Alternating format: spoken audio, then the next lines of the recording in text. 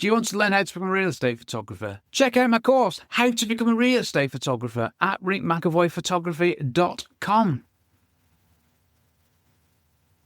Ever wondered why some photos come out looking dark and others are sharp but grainy? The answer lies in one simple camera setting. Well, it will a lot of the time. The answer lies in one simple camera setting, ISO. It doesn't let more light in. Instead, it's the digital amplifier of your photo's data. Mastering this one setting lets you get a sharp, correctly exposed photo in any situation. Today, we're diving deep into ISO, showing you exactly what it is, how it affects your images, and the professional techniques for using it to get the cleanest photos possible. We'll turn a seemingly technical concept into your most powerful creative tool. Blimey, how dramatic, Rick, how dramatic. That was the introduction. Here's a bit more of the answery bit for you. ISO simply boosts the light captured by your camera's sensor. Unlike your aperture, or indeed shutter speed, it doesn't physically let in more light. It electronically amplifies the signal that's already there. And the base ISO is your starting point. Now, this is the lowest ISO setting, and it offers the purest, highest quality image with no digital amplification. As you increase the number from, say, 100 to 200, 400, 800, and so on, I was going to count up to 128,000 or something, and I stopped myself because we all know what doubling a number means, don't we? So as you increase the number, you're digitally brightening the photo. Now, this is a vital tool. It's very important, it's very useful, but it comes with a major compromise. A higher ISO means more digital noise, or digital bad stuff as I like to call it, and this can degrade your image. Now, as I've said many a time, your primary goal should always be to use the lowest possible ISO to help you to get the highest quality photo that you can every time. And that's why I always start off with ISO 100, the base ISO on my Canon 6D. There is, however, a caveat to this, which I will come on to. Hello, hi, and welcome to episode 215, blimey, of the Photography Explained podcast, titled ISO Explained, the simple guide to better photos in any light. Utterly marvellous.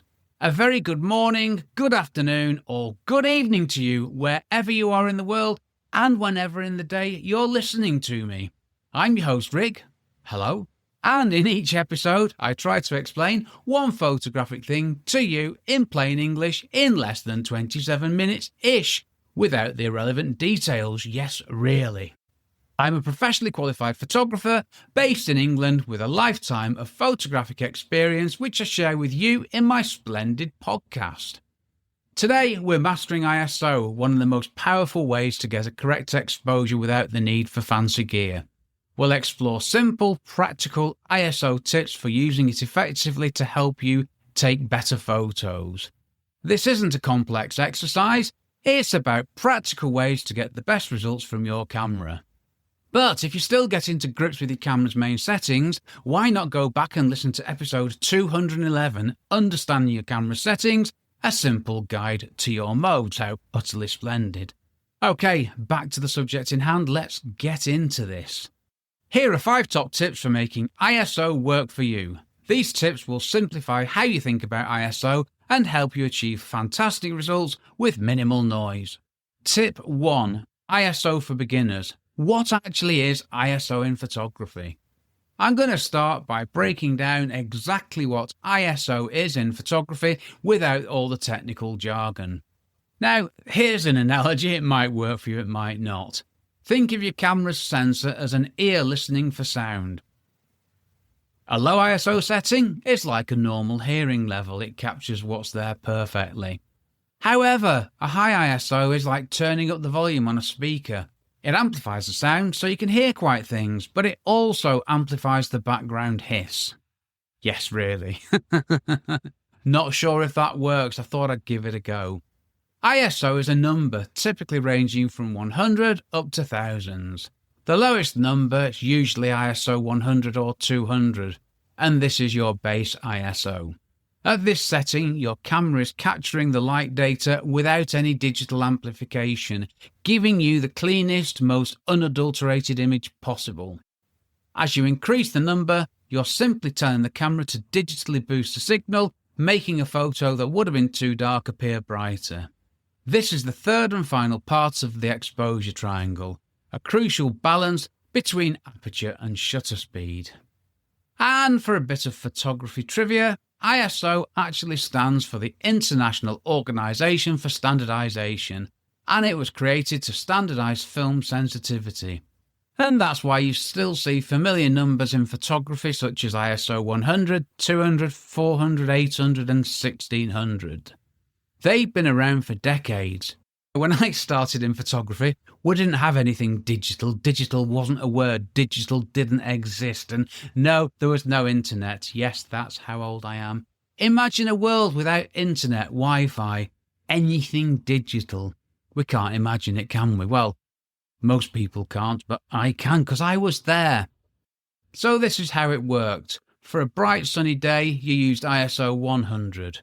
If it was a little less bright, 200. If it was an overcast day, 400, and so on. And like I say, you use 100, 200, 400 and 800. Very rarely 1600, even more rarely 3200. And that was it. And this is called film speed. That's what these were called, film speeds. So we need to relate that back to digital photography, don't we? I'm telling you this to help you understand the core concept of ISO, which is the first step to taking full control of your camera's exposure. So on a bright sunny day, ISO 100. On a cloudy day, ISO 400. That was all I tended to do. And if you take the same approach with digital photography, and if you also apply the other principle of every photo costs me money, so I'm only going to take one photograph and I'm going to think about it first, it will help you enormously with taking photos. So that's what ISO used to mean, and now it's just a number that you can change by rotating a dial, a wheel, or what have you. Okay, so that is what ISO was. Basically, it was film speed. Now it's digital amplification of light. Tip 2, low ISO photography, how to get the best quality photos. In bright light, say on a sunny day at the beach for example, you should always use your camera's base ISO. This is because using your base ISO is how you get the very best image quality your camera is capable of. Think of it this way, a low ISO image is like a perfectly clear, high fidelity sound recording. It's clean, pure and has no unwanted noise. A low ISO gives you the sharpest details and the richest, most accurate colours. It's the default setting for almost all professional photographers when shooting landscapes, product photography, or formal portraits in good light.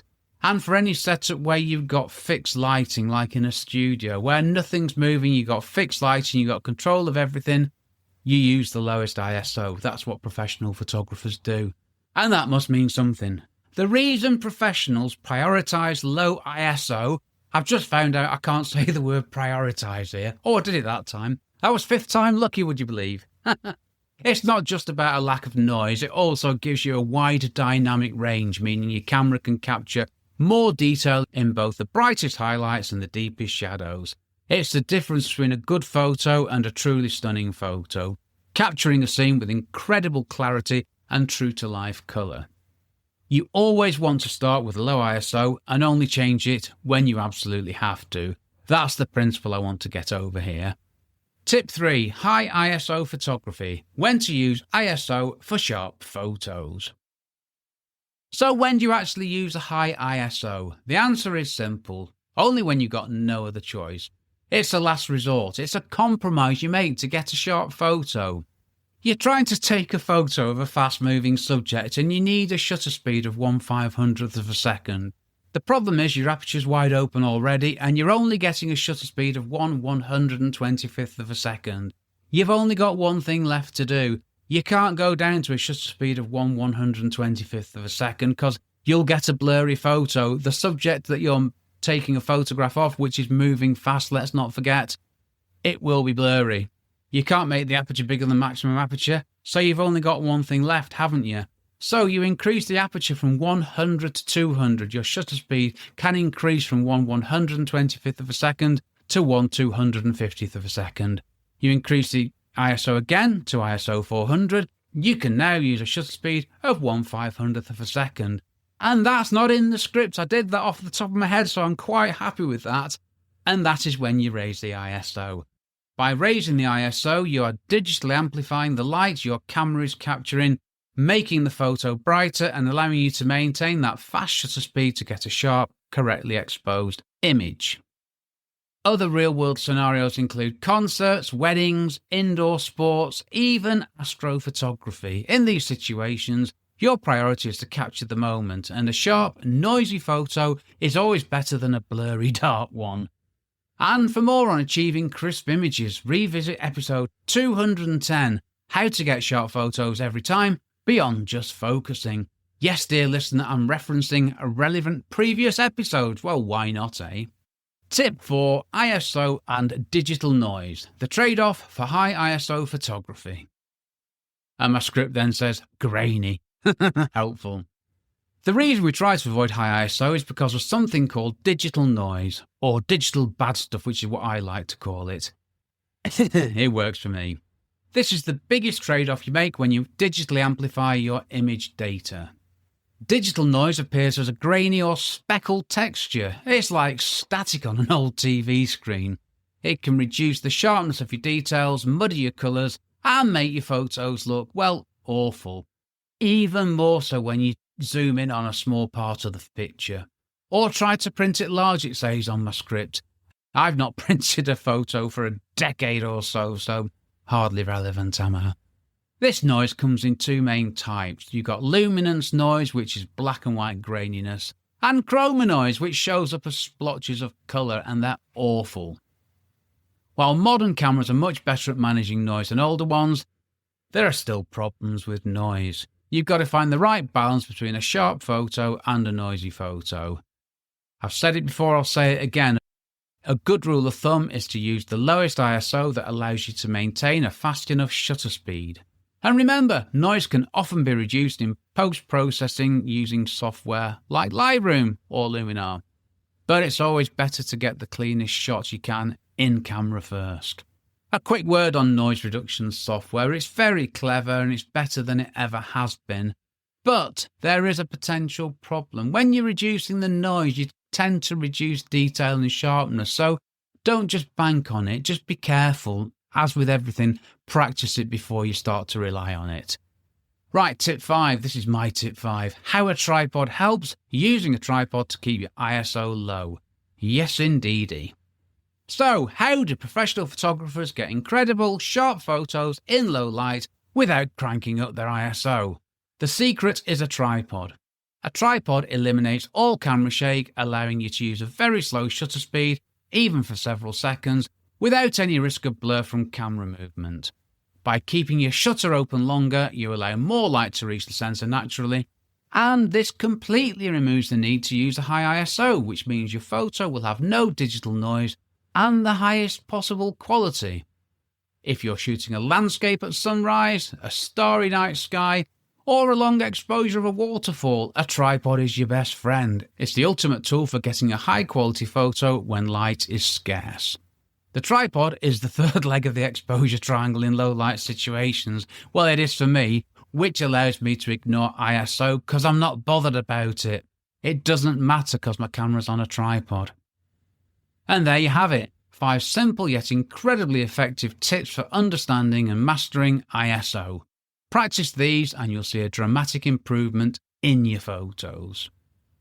Okay, here's something for you to do. Grab your camera or your phone and head out. Find a scene that has different light conditions, from a bright window to a darker corner of a room. Take the same photo with a low ISO, 100, a middle ISO, 800, and a high ISO, 6400. Now, you might find there's a problem with doing this in the range of lights and darks and the apertures available and everything, but have a go. If you've got neutral density filters, they can help you with this as well.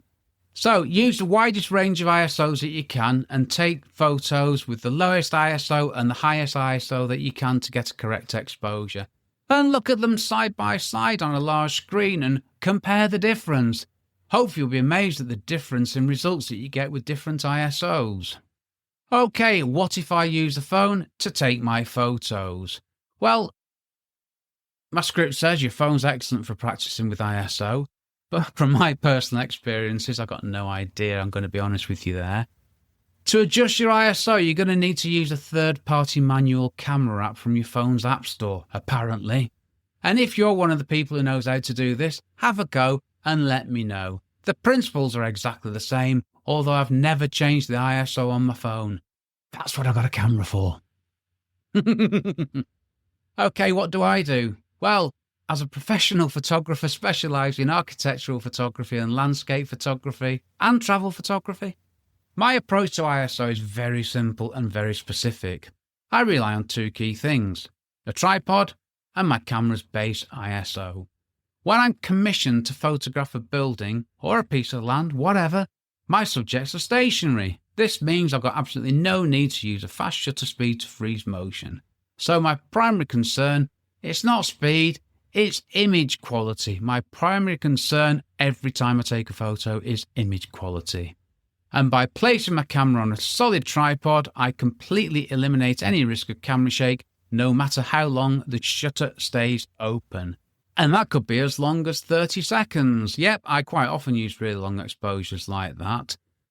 And because I'm getting all the light I need from that long exposure, I never have to increase my ISO. My camera's almost always set to its base ISO of 100, which gives me the cleanest, most detailed photos my camera can produce. I can confidently create a large, high-quality print for my client without worrying about digital noise or loss of detail. Or more relevantly in this day and age, I can zoom quite a way into a photograph and I can take an extract out of it with no loss of detail. Much more relevant for this decade, Rick. Come on, keep up. Prints. Ha!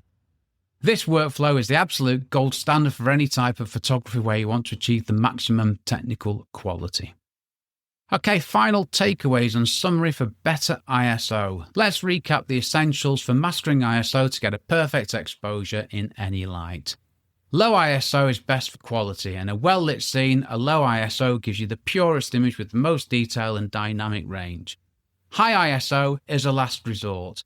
Only increase your ISO in low light when you absolutely have to, like when shooting a moving subject. High ISO adds graininess and can reduce image clarity. Balance is key. Prioritize aperture and shutter speed first, and then adjust your ISO as a last resort to find the right balance between a sharp, bright exposure and minimal noise. And use a tripod when possible. It's the ultimate tool for shooting in low light, as it allows you to keep your ISO at its lowest for maximum quality. Practice these simple tips consistently and you'll dramatically improve how you get correctly exposed photos that truly stand out. One more thing, dear listener, ISO does not change the sensitivity of the camera sensor to light. That is fixed. That is a widely held view and an incorrect one. Increasing the ISO setting electronically amplifies the sensor's signal, which results in a brighter photo, but at the cost of increased digital noise. And another thing, a sharp but noisy photo is better than a clean, blurry photo. You can do something with noise, but you can't do anything with a blurry photo.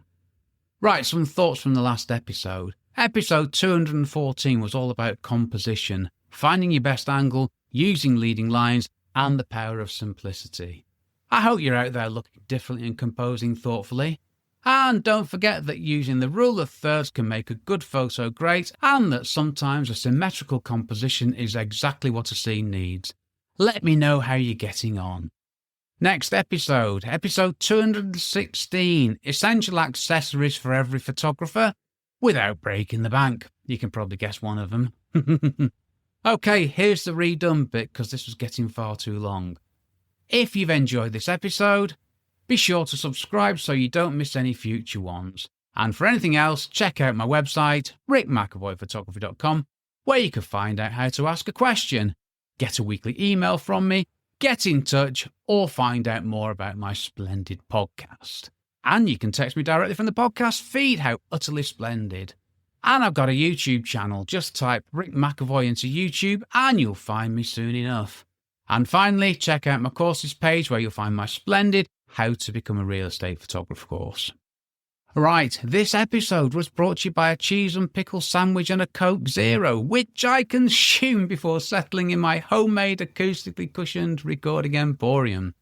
I've been Rick McAvoy. Thanks again very much for listening to my small but perfectly formed podcast, it says here, and for giving me 27-ish minutes of your valuable time. Now, I reckon this episode will be about 22 minutes longer after I've edited out the mistakes and the other bad stuff. I'm not really sure because I've had to answer the door and had hundreds of messages and other stuff to take care of during the recording. No peace for the wicked. Thanks for listening. Take care. Stay safe. Cheers from me, Rick. How to become a real estate photographer. rickmcavoyphotography.com/courses.